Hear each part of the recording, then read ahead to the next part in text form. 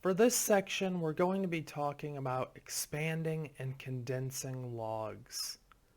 So to start off with, we introduce a fact that gives us some formulas about expanding and condensing logs.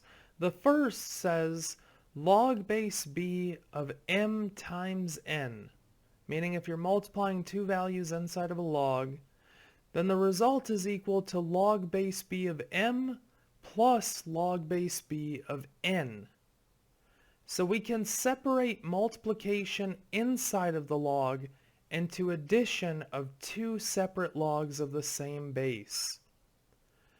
And if that's true, then division inside of a log, log base b of m divided by n, is equal to log base b of m minus log base b of n. So division goes with subtraction, just like multiplication goes with addition. And finally, log base b of m to the p power is equal to p times log base b of m. One very important note here is that p has to be inside of the log.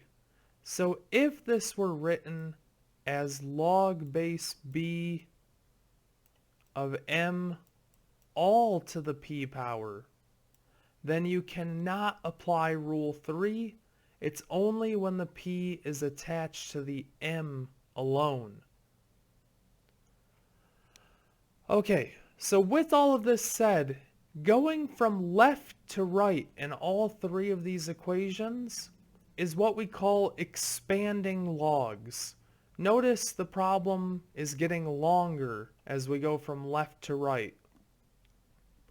From there, going from right to left, so going from log base b of m plus log base b of n equals log base b of m times n, is what we call condensing. Notice the problem is getting shorter. We're condensing it. We will need to know how to go in both directions here. So with that, let's try some examples. First, we want to expand log base 2 of 3x. Notice this is rule 1. We are multiplying inside of our log base 2, so we're going to break this up into log base 2 of 3 plus log base 2 of x. And that's all we have to do for this problem. This is fully expanded at this point. Okay, so from here, I want you to take a moment, try this next problem. Expand log of 5x to the third power. Okay, so trying this together, the first thing we should notice is rule 3 has come up. We have an exponent, and this exponent is not being raised, is not raising the entire log. It's just what's inside of the log. Notice the parentheses stop here. They don't go all the way around the log. So we can apply rule 3, which says to take this 3 and move it out front, which gives us 3 times log of 5x, and from here we can now expand the multiplication. So it's just like order of operations. You want to take care of exponents before multiplying. So now we take care of the 5 times x, which gives us 3 times the quantity of log 5 plus log x. And finally, our last step, we're going to distribute this 3, which gives us 3 log of 5 plus 3 log of x. And that's fully expanded. Okay, continuing on, this last one's a bit trickier, so we'll try this together. If you want to though, take a moment, pause the video, and actually see if you can go through this. But going through this together, we have the natural log of the square root of x cubed y. The first thing that we should do here is get rid of the square root. So remember that a square root is the same thing as the 1/2 power. Whenever you have a radical, it represents the denominator of your exponent. So because it's a square root, there's technically a 2 here, so we get the 1/2 power. And now we can apply Rule 3 to bring this 1/2 out front, which gives us 1/2 times the natural log of x cubed y. And while it is perfectly okay to leave it in this form, the next step is going to make the problem look a lot nicer. If we take this natural log of x cubed y and put it over 1 and multiply straight across with our two fractions, we'll get 1 times natural log, which gives us the natural log of x cubed y over 2 times 1, which is 2. And now that we have this, we can continue expanding. If we want to expand the natural log of x cubed y, we have to take care of the multiplication first, since this exponent is not raising the y as well. So we get the natural log of x cubed plus the natural log of y all over 2. And finally, if we move this 3 out front, applying Rule 3 again, we get 3 natural log of x plus the natural log of y all over 2.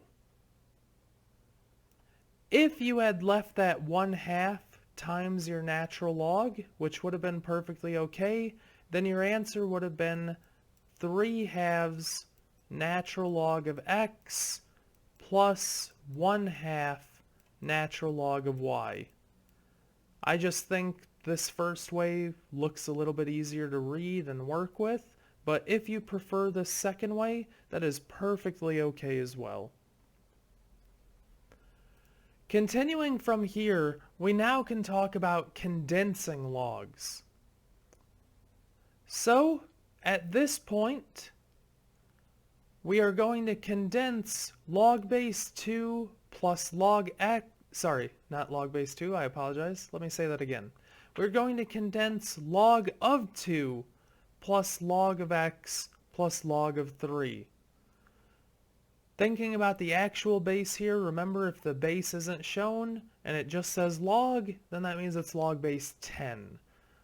Okay, so condensing this, we have addition to take care of, and whenever you have addition and subtraction left, you always go left to right. So first of all, we have log of 2 plus log of x. We're going to condense these two first, which gives us log of 2x, meaning 2 times x, plus log of 3. And now we can condense these two, giving us 2x times 3 inside of our log.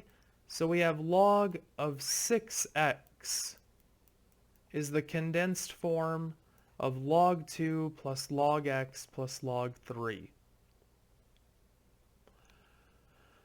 Now we want to condense log base 6 of 42 minus log base 6 of 7. So the first thing we should do here is, because we are subtracting the logs, that means we're going to have division. So we'll have log base 6 of 42 divided by 7. 42 divided by 7 will give us 6. So we have log base 6 of 6. And remember, whenever you plug a base into that same log base, the result will cancel out and leave you with just 1. So log base 6 of 42 minus log base 6 of 7 is just another way of writing 1. Okay, so take a moment from here, try to condense 4 natural log x minus 2 natural log 6 minus 3 natural log y. Pause the video, see if you can't get through this. Okay, so trying this together, the first thing we should do is get the exponents back into place if there are any. And in this case, this 4 multiplied out front can go as the x's exponent. This 2 can also go as the 6's exponent. And this 3 can go as the y's exponent, which gives us the natural log of x to the 4th power minus the natural log of 6 to the 2nd power minus the natural log of y to the 3rd power. And we can simplify this 6 squared right here. So we have the natural log of x to the 4th minus the natural log of 36 minus the natural log of y cubed. So from here, remember, if you have only addition and subtraction left, you go left to right. So first of all, we have the natural log of x to the 4th minus the natural log of 36. Condensing that, it will become division. So we have the natural log of x to the 4th over 36 minus the natural log of y cubed. And now from here, we are subtracting natural logs again. So it's going to become division again, which gives us the natural log of x to the 4th over 36 all over y cubed. And this looks pretty terrible, so we have to start simplifying it. Y cubed, we can put it over 1.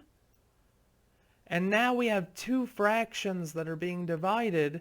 Remember, whenever you're dividing by a fraction, you can multiply by the reciprocal.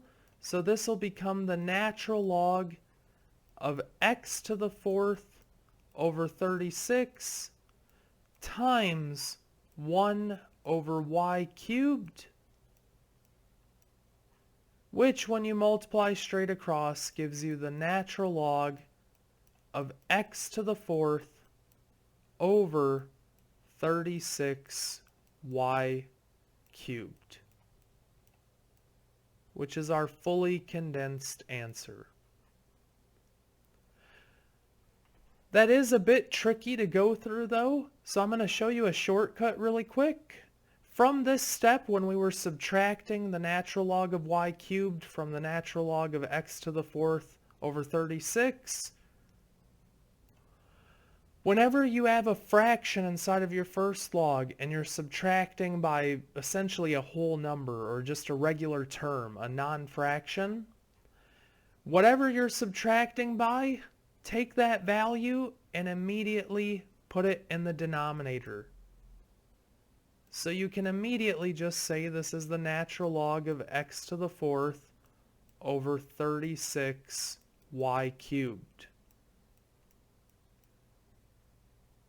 If you are adding, so for instance, if this were natural log of x to the 4th over 36 plus the natural log of y cubed, then the y cubed would go into the numerator of this fraction. You would get x to the 4th, y to the 3rd over 36. So if you're adding it, put it in the top. If you're subtracting it, put it in the bottom. And the last thing we'll cover for right now is a fact that says log base a of m equals log base b of m over log base b of a. So what does this mean? Well, this is a way for us to convert to different log bases. Sometimes the log base that you're using isn't useful to the problem. This is especially true if you have an older calculator, for instance, like a TI-83. A TI-83 typically only supports log base 10 and natural log. So if you're given a problem with log base 7, you won't be able to solve it without converting it to natural log or log base 10 first. So we're going to go ahead and show how to do this conversion. Let's go ahead and convert log base 2 of 5 to base e. So converting to base e means we're converting to natural logs. So log base 2 of 5, to convert it to the natural log of something over the natural log of something, we're going to take what was plugged into the log originally and put that into the numerator, and then we'll take the original base and put that into the denominator. This is what our formula says. What was originally in the log goes in the numerator. The original base goes in the denominator. So log base 2 of 5 is the same thing as the natural log of 5 over the natural log of 2. And that'll work with any of these problems. For instance, just really quickly, if we have log base 7 of 13, for instance, go ahead and convert this to a base of 10. Pause the video and just do that conversion really quick. Base 10. Okay, so really quickly, again, what was originally inside of the log will go into the numerator. We're doing base 10, so we're going to have just log in the top and bottom. So we have log of 13 over log of the original base, which is 7. And now this is a problem that you could plug into a TI-83, for instance.